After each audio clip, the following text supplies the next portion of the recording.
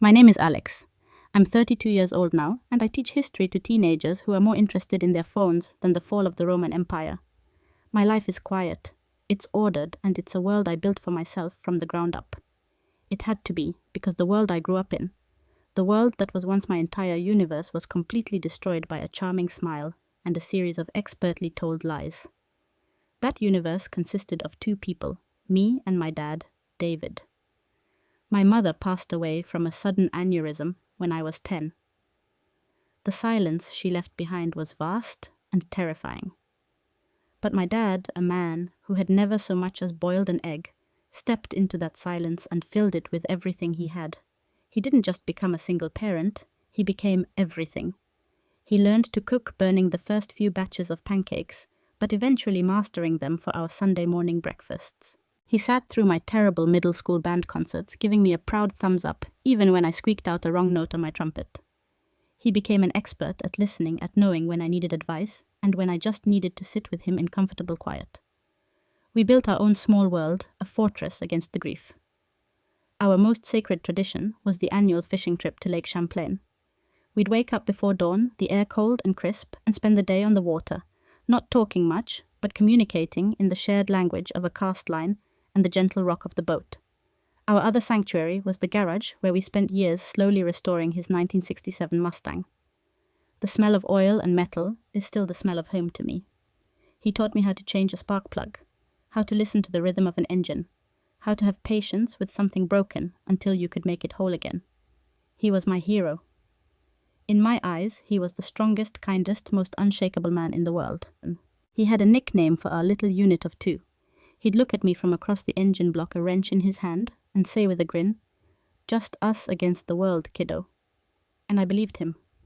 I believed our bond was unbreakable, a thing of steel and trust, forged in shared loss and deep abiding love. For 15 years after my mom died, it was just us. Our small, perfect world of two. I never imagined that anything or anyone could ever come between us. But I was wrong. I was young and naive, and I had no idea that even the strongest fortress can be brought down not by force from the outside, but by a poison invited willingly through the front door. I had no idea the storm that was gathering just over the horizon. The storm arrived in the form of a woman named Isabella. My dad announced he was seeing someone during one of our Saturday sessions with the Mustang. He'd been fumbling with a wrench, his movements uncharacteristically clumsy, before he finally just stopped and looked at me. "Alex, there's someone I've been seeing," he said, a nervous, boyish grin spreading across his face. "Her name is Isabella. I think you'll really like her. She makes me happy, son. Happier than I've been in a long time." The genuine hope in his eyes was so bright it was impossible for me not to be happy for him. For 15 years I had been his whole world. I knew he deserved more than that. Isabella was on the surface perfect. She was a sophisticated art consultant in her early 50s, with a chic auburn bob and a laugh that was light and musical. When I first met her, she was impossibly charming. She complimented my teaching career, asked intelligent questions about the historical periods I focused on, and told my dad, "He's just as wonderful as you said, David."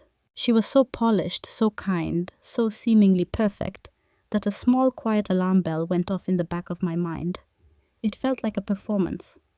The relationship moved at a speed that left me breathless. Within 3 months, they were engaged. 3 months after that, they were married in a small, elegant ceremony in the backyard of our home. I stood beside my dad as his best man, watching him look at Isabella with an adoration that was both beautiful and, for reasons I couldn't yet articulate, terrifying. I felt like a spectator, watching a story that was no longer my own. After the wedding, things began to change. The changes were small at first, like the tide slowly erasing a sandcastle. Isabella began updating the house. My mother's old comfortable armchair, the one with the worn fabric, where she used to read to me, was the first thing to go. It was replaced by a sleek, minimalist leather chair that looked like it belonged in a magazine, but was impossible to get comfortable in. When I mentioned it, Isabella smiled sweetly. "We're building a new life together, darling," she said. "It's important to have a space that reflects us." The photos of my mother that had lined the hallway were gradually moved first to a less prominent wall, then into a photo album that was stored in the attic. The comfortable, lived-in clutter of our home was replaced with a sterile, curated elegance. My dad, completely infatuated, didn't seem to notice, or if he did, he saw it as a positive change. "Isn't she wonderful?" he'd say, looking around at the redecorated living room. "She's brought so much life back into this old house." But it felt to me like a different kind of life was being scrubbed away. Isabella's comments became more pointed, always delivered with a charming smile. "Oh, David was just so lost and lonely before I came along," she'd say to her friends in front of me. "It's been my greatest joy to help him find happiness again." The implication was clear. The 15 years my father and I had spent together, the world we had built, was just a period of lonely darkness from which she had rescued him. Our bond, once the central pillar of his life, was being reframed as a sad placeholder, until she arrived. The fortress of us against the world was still standing, but I was beginning to realize that I was no longer on the inside of the walls. After the wedding, Isabella's efforts to update our home life became more focused. Her project was no longer just about furniture. It was about my father himself, and by extension, his relationship with me. The first front in her quiet war was financial.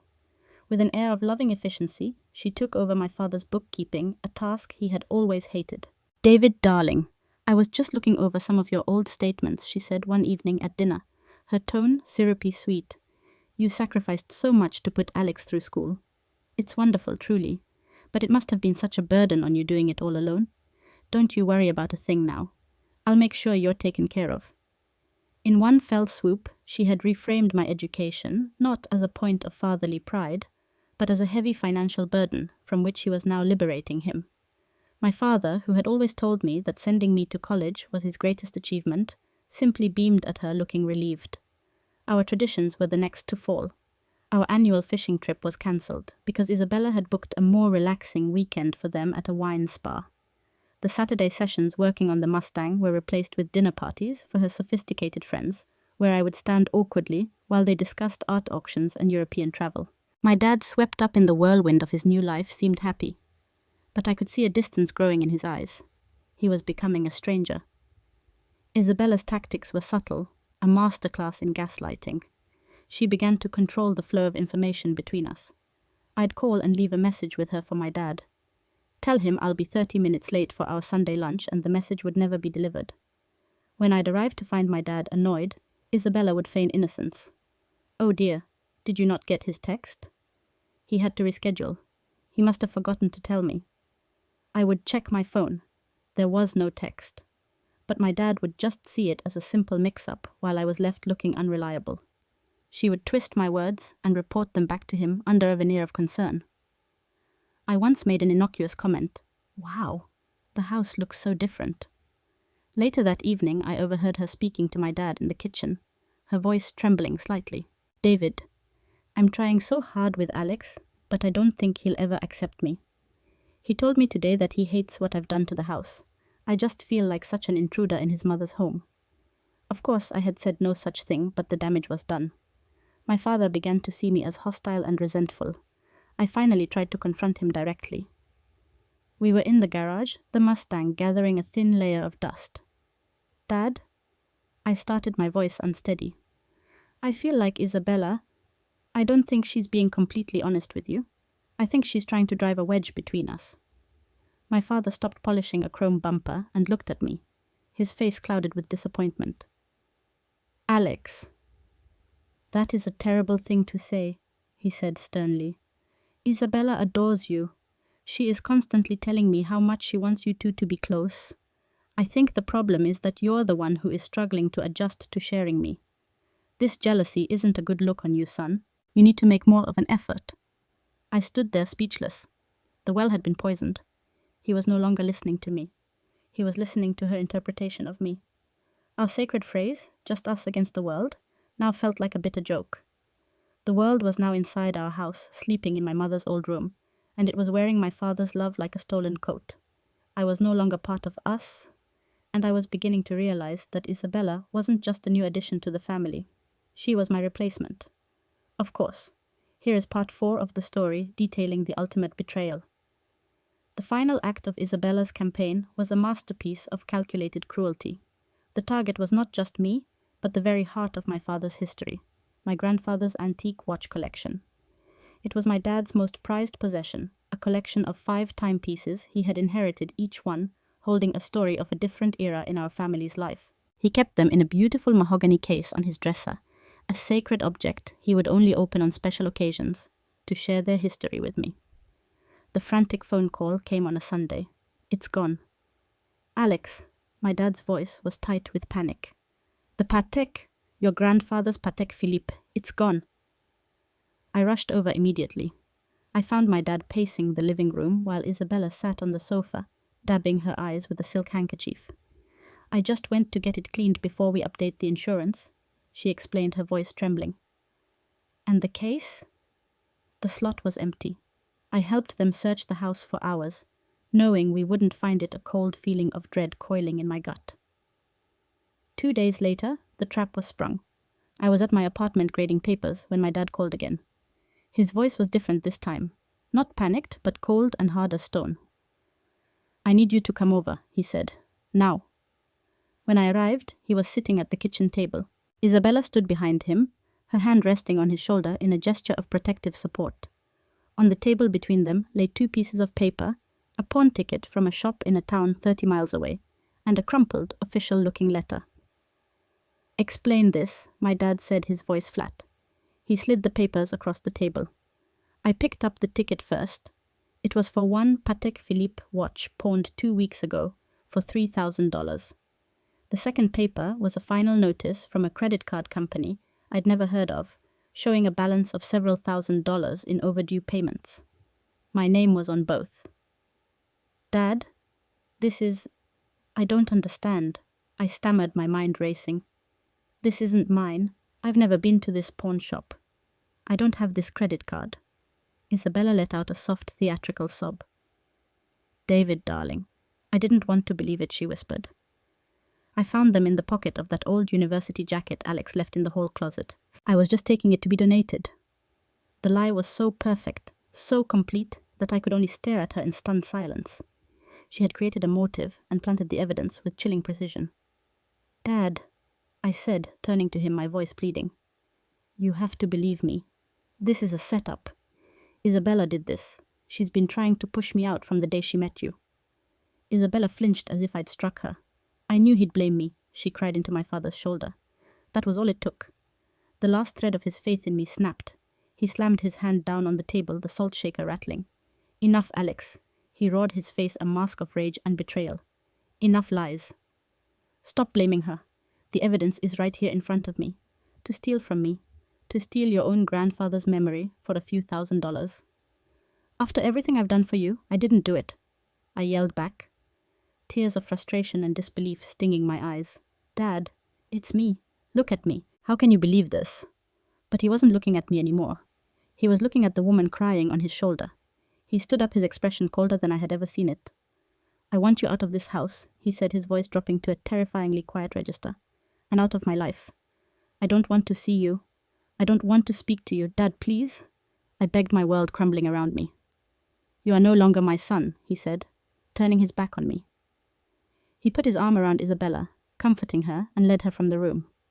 The door swung shut, leaving me alone in the kitchen, where we had shared thousands of meals, now a stranger cast out by a lie. The bond we had built for 28 years, the fortress of us against the world, had been brought down in a single devastating blow. The first few weeks after being thrown out were a blur of shock and a grief so profound it felt like a physical illness. I moved into my best friend Ben's spare room, sleeping on an air mattress and trying to make sense of how my life had imploded so completely. Ben was my rock. He didn't press for details. He just made sure there was always coffee in the morning and a beer waiting for me when I got home from work. My eyes red-rimmed from another day of holding back tears in front of my students. I tried calling my father, of course.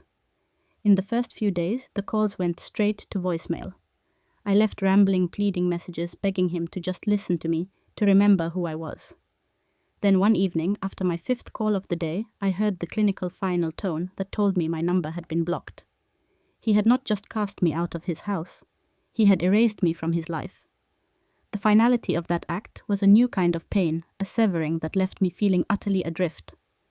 The nightmares started then, vivid replays of my father's cold eyes and Isabella's triumphant, tear-streaked face. I would wake up in a cold sweat, my heart hammering against my ribs. I was losing weight. My focus at work was shot, and I was sinking into a deep, dark hole of depression. It was Ben who finally intervened.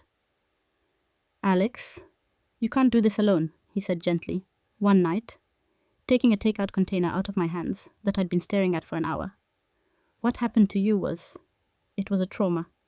You need to talk to someone. He was right. Finding a therapist felt like a monumental effort, but I did it. Her name was Dr. Alistair, a calm, insightful woman in her 50s. In our first session, she gave my pain a name. Being rejected and falsely accused by a primary parent is one of the deepest wounds a person can experience, she explained. It triggers our most primal fears of abandonment. What you're experiencing is a form of PTSD. It's not just sadness, it's a legitimate psychological injury. For the first time, I felt understood. Through our weekly sessions, I began to untangle the complex web of emotions, grief for the hero father I had lost, rage at Isabella's calculated evil, and the deep-seated terrifying fear that maybe I was somehow fundamentally flawed and unlovable. A few months into therapy on a whim, I adopted a rescue dog from a local shelter, a scruffy terrier mix with sad eyes named Buster. It was Buster who led me to Emily.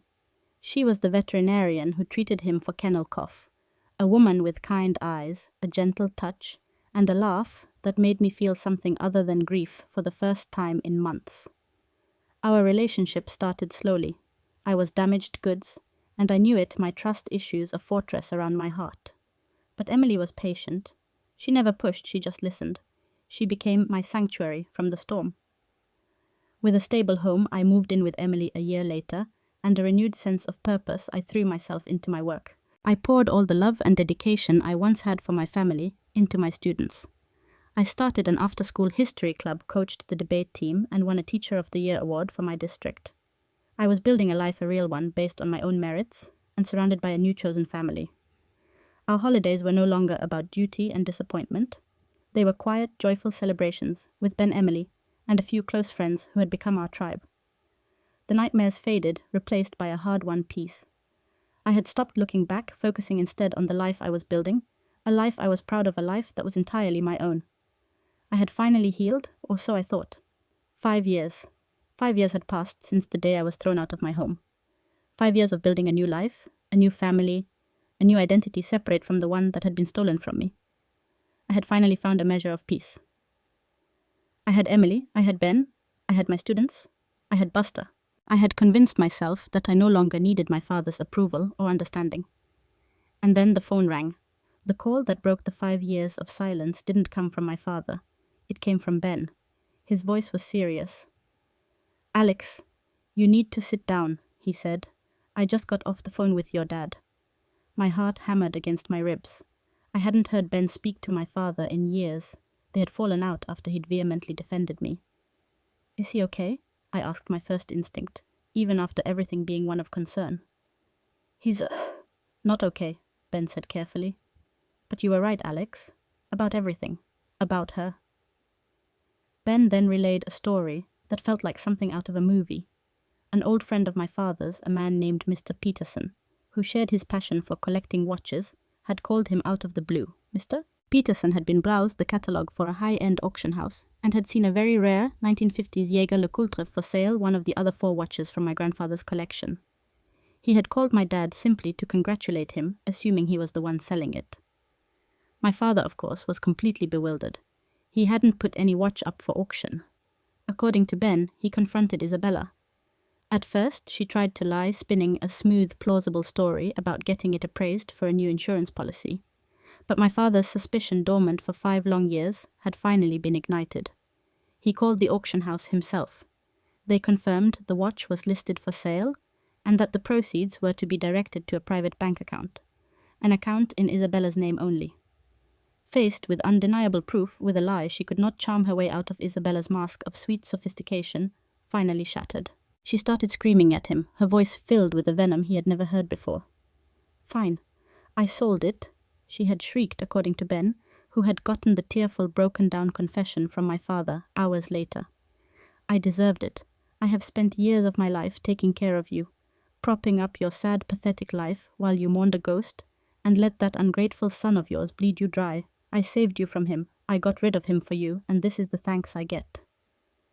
The truth was finally out, not in a whisper, but in a venomous scream. Every lie, every manipulation, Every poisoned word she had ever spoken was laid bare in that one moment of uncontrolled rage. My father had kicked her out of the house that same day. He was now alone in that big, redecorated house, a house that no longer felt like his, completely shattered by the realization that his second chance at love had been a calculated performance, and that he had sacrificed his own son for a lie. "He's been trying to get your number from me for a week," Ben finished quietly. "I told him I had to ask you first. He sounds broken, Alex. He just kept saying your name over and over." I hung up the phone, my hands shaking. I felt a cold, hollow wave of vindication wash over me, but there was no triumph in it. There was no satisfaction.